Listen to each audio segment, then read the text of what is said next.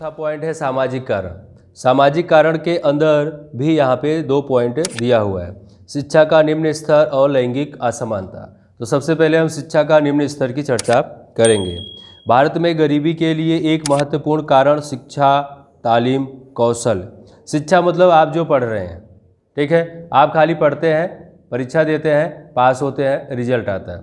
तालीम मतलब प्रशिक्षण, आप कोई काम सीख कर पढ़ते हैं, पढ़कर सीखते हैं, जैसे सिलाई मशीन, कंप्यूटर, ITI के अंदर जो भी आपको कोर्स सिखाया जाता है, PTC, BEd, ये सब जो भी आप करते हैं। ये कौशल मतलब अब आप उस काम के विषय में कितनी जानकारी रखते हैं, आपकी कुशलता कैसी है, ठीक है।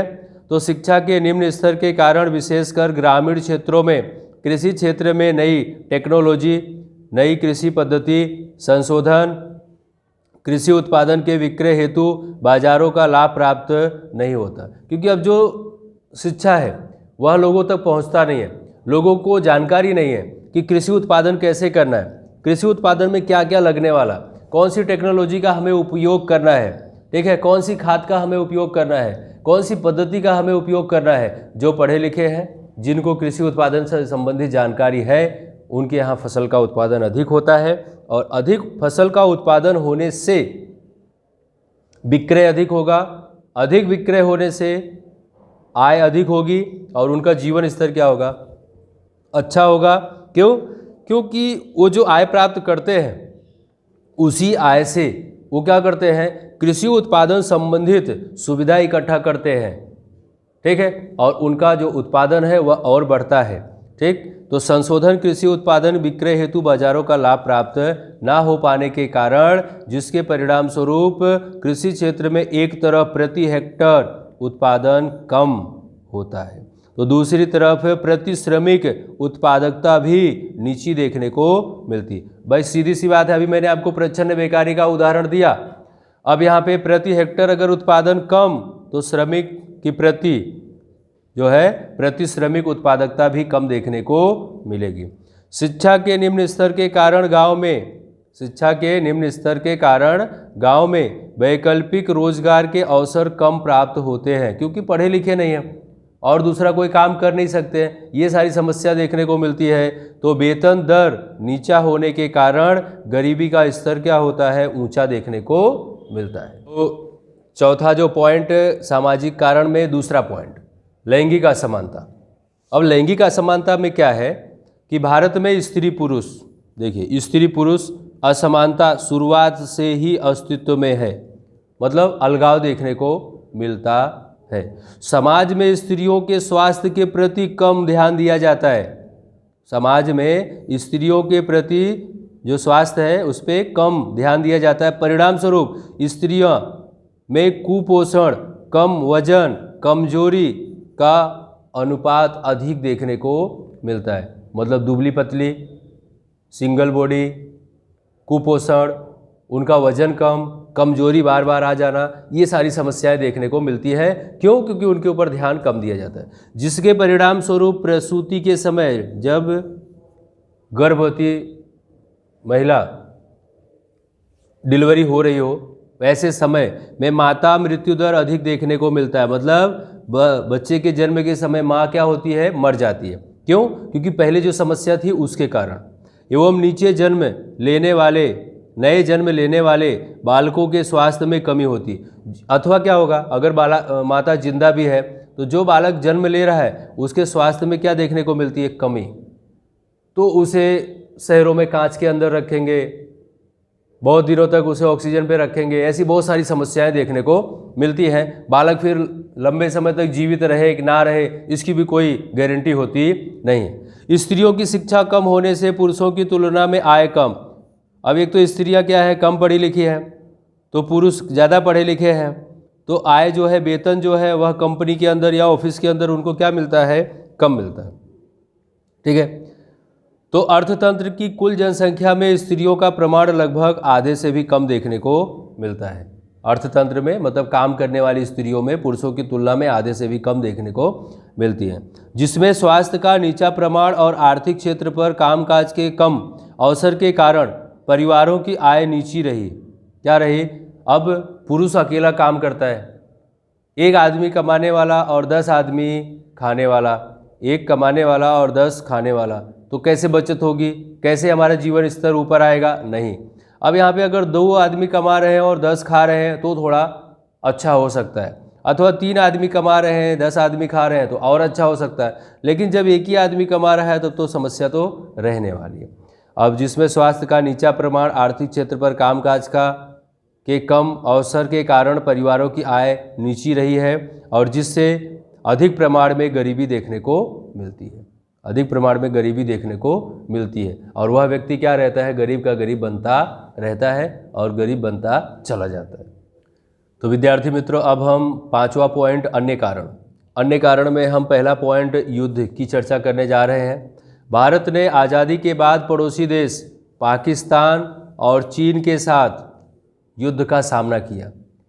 तो युद्ध के समय में देश में कमी वाले संसाधन, मतलब युद्ध चालू है, अब उस व्यक्ति के पास, मतलब अपने सरकार के पास, अपने देश के पास, अपनी जो आर्मी है उनके पास जो भी संसाधन की कमी है, युद्ध के लिए आवश्यक अस्त्र शस्त्र का उत्पादन एवं आयात पर क्या होता है? खर्च।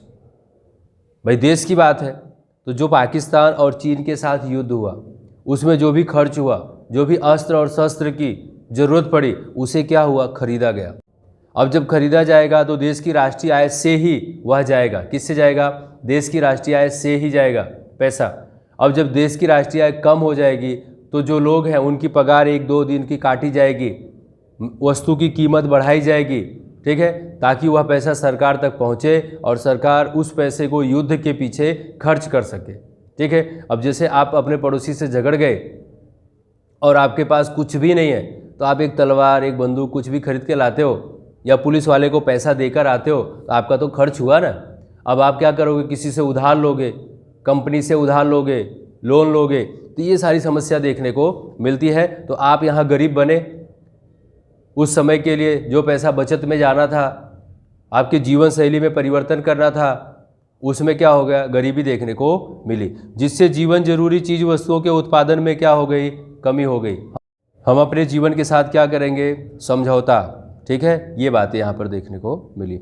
युद्ध दौरान भविष्य में चीज़ वस्तुओं की कमी से बचने के लिए लोगों द्वारा अनाज, कपड़ा, ईंधन जैसी जीवन जरूरी चीज़ वस्तुओं की संग्रहखोरी बढ़ी। अब देश के अंदर कुछ ऐसे भी धनिक वर्ग हैं जिन्होंने क्या किया? संग्रहखोरी शुरू कर दिया। संग्रहखोरी का मतलब होता है कि किसी भी वस्तु को इकट्ठा करके अपने गोदाम में रख लो और जब उसकी कीमत बढ़ेगी तब उसे अधिक कीमत पर बाजार में बेच देंगे, ठीक है। तो इस तरह से अब वस्तुओं की कीमत क्या होने लगी? बढ़ने लगी। बार बार युद्ध का सामना करने से भारत में विकास लक्ष्य खर्च में कटौती की गई। मतलब जो देश में विकास करने के लिए पैसा रखा गया था, जो विकास के कार्य चालू थे, उसे रोक देने पड़े। क्यों? क्योंकि युद्ध हो रहा है, उसमें ध्यान देना है। आर्थिक विकास नीचा रहा, बढ़ते हुए भावों की समस्या उत्पन्न हो गई और जिसके परिणाम स्वरूप गरीबी में वृद्धि देखने को मिली। अन्य कारण के दूसरा कारण है संरक्षण खर्च में वृद्धि। बार बार हुए युद्ध के कारण देश में संरक्षण मामले में अधिक गंभीर बना, जिससे देश की संरक्षण व्यवस्था को मजबूत बनाने के लिए आधुनिक मिसाइल, लड़ाकू विमान, टैंक, सबमरीन इत्यादि खर्च में निरंतर वृद्धि करनी पड़ी। यह सब साधन, यह सब सुविधा देश में होना चाहिए। कभी भी युद्ध हो जाए तो उसका माथा कैसे फोड़ना है? अपने एकदम मजबूत होने चाहिए। ये सब चीज़ें हमारे देश में होनी चाहिए, ठीक है। अभी जैसे राफेल जैसी जो मिसाइल आ रही है, ठीक है, तो ये सब क्या हमारे देश में होना चाहिए ताकि पड़ोसी देश हुआ हमसे डरे, हमसे घबराए और हमारे ऊपर आक्रमण ना करे, हमें किसी भी प्रकार की जान और माल की हानि ना पहुंचाए, ठीक है। वर्तमान समय में आतंकवाद जैसी समस्याओं का सामना करना भी संरक्षण व्यवस्था में विशेष सुविधाओं पर खर्च करना पड़ा, क्योंकि जो मिलिट्री है, जो आर्मी है, जो BSF वाले हैं, अब इनको अगर हम सुरक्षा नहीं देंगे तो क्या होगा? ये कैसे युद्ध कर पाएंगे? इनको सुरक्षा देना पड़ेगा, इनको सामग्री देनी पड़ेगी, तभी तो ये युद्ध कर पाएंगे। डंडे से थोड़ी युद्ध होगा, ठीक है। संरक्षण पर होने वाला खर्च बिन विकास लक्ष्य खर्च है। संरक्षण पर जो भी खर्च होता है, जो भी पैसे लागत होते हैं, उसकी गिनती होती नहीं, उससे कोई विकास होता नहीं है, बल्कि विकास में और रुकावट आती है। उसमें जितनी वृद्धि होती है उतना आर्थिक विकास के खर्च में क्या होगा? कमी। हम सुरक्षा को लेकर जितना खर्च करेंगे उतना हमारे देश के विकास में क्या होगा, कमी देखने को मिलेगी। क्यों? क्योंकि पैसा कहाँ जा रहा है, युद्ध की तरफ जा रहा है। पैसा कहाँ खर्च हो रहा है, युद्ध के लिए खर्च हो रहा है। इस कारण से आर्थिक विकास धीमा हो जाता है और गरीबी का प्रमाण ऊंचा हो जाता है, जिससे गरीबी अधिक देखने को मिलती है। तीसरा पॉइंट है विद्यार्थी मित्रों, दोषपूर्ण नीतियाँ। भारत में तेज आर्थिक विकास